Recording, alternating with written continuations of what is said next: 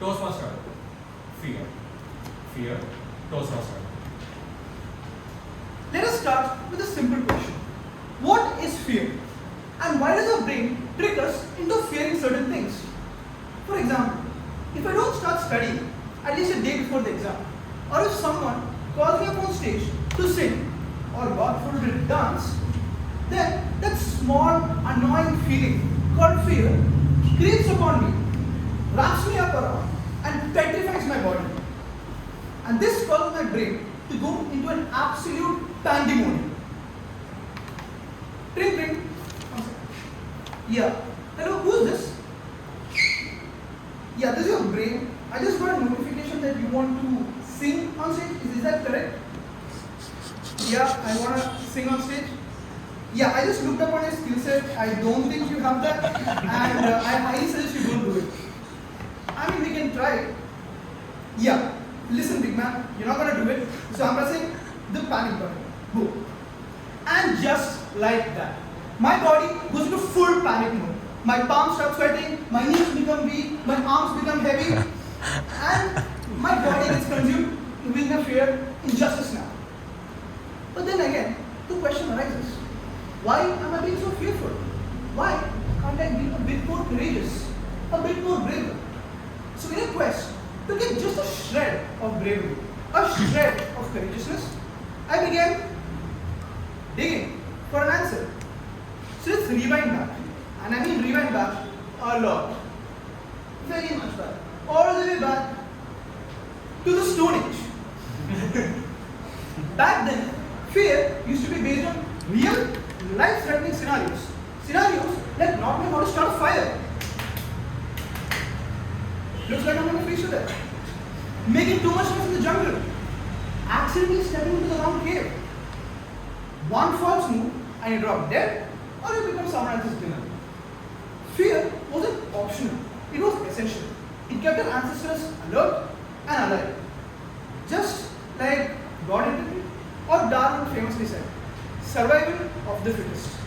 It is this fear that kept our ancestors alive through generations and helped them pass on their genes to all of us. So you see today, sun is within here today because of fear. You are here because of fear. So next time when you wake up, just go to the mirror and say, I am proud to be alive because of fear. So that's all. Let's go back to the present. Singing on stage is not life-threatening. Dancing on stage is also not life-threatening. Unless you do something ridiculous, that's your fault. Failing an exam, yeah, it's disappointing, but not life-threatening. And we've come a long way from the Stone Age. We've got AC rooms, food delivered to our doorstep. And if we think from a purely evolutionary standpoint, we are one of the most safest species. But why? Why is it fear? Here's the catch. And here's where we all fall for it. Our brain is still hardwired to that Stone Age logic. The brain doesn't differentiate between fear. Danger is danger. No matter whether a lion is chasing at full speed, or whether the teacher points at you and says, Adithya, what's the chemical formula for acetic acid? And you just stand there, cluelessly. So their brain releases an internal trigger saying that, oh, this is bad. Something needs to be done about it, no matter the level of danger. You see, no matter the level of danger, fear was never the problem. It was how we interpret fear.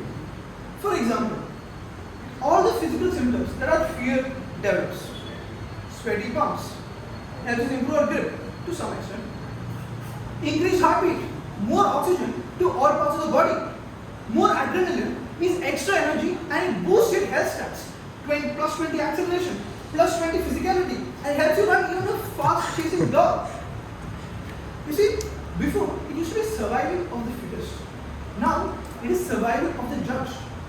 Because what if they laugh? What if I fail? What if I forget my lines? Because you see, then the brain tries to revert back to its failsafe. And this failsafe has a historic 0% success rate. Any guesses what this is? Any guesses? Looks like you haven't experienced. Well, it's panic. That's why before the exam, instead of calmly revising, we panic. That's why when your boss or your friend tells it's gonna be alright, we panic. That's why when we come up on stage, instead of enjoying the moment, we panic. That's right. So from now on, when you're in a critical fight or flight scenario, when your body is saying, bro, I've got you. I've increased your oxygen, I've increased your strength, I've increased all of your steps. But your mind is saying, bro, you're done for. You're cooked, you're dead, you have no hope, just give up.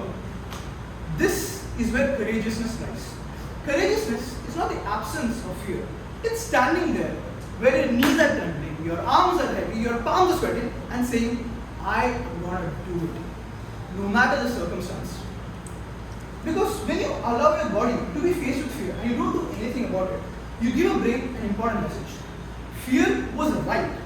But when you face it head on, no matter how imperfectly as it may seem, you teach your brain something far more important and far more valuable.